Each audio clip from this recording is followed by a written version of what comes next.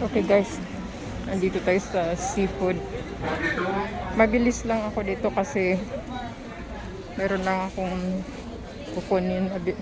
Alam ko na kung anong kukunin ko. Hindi ko lang alam kung saan section yun ko hahanapin. Pero ikot-ikot tayo dito. So ayan, kumpleto kami dito. Ito naman sa kabila.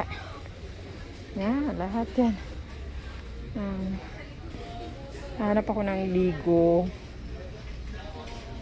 Ayun, ang lalaki. Yung maliliit lang. Kasi pag nabuksan mo yan at hindi naubos. So, yan. Ayun ang sa seafood section. Wait lang Hahanapin natin yung ligo na maliliit. Ayun, nakita ko na. Kukuha ako muna Nandito tayo sa wet section. Dahan-dahan lang tayo para hindi tayo mahalata. Yun mga meat. Tuloy tayo dito kasi yung hinahanap ko na Knorr cubes. Ayun yung kopi ko. Kopi ko ng anak ko.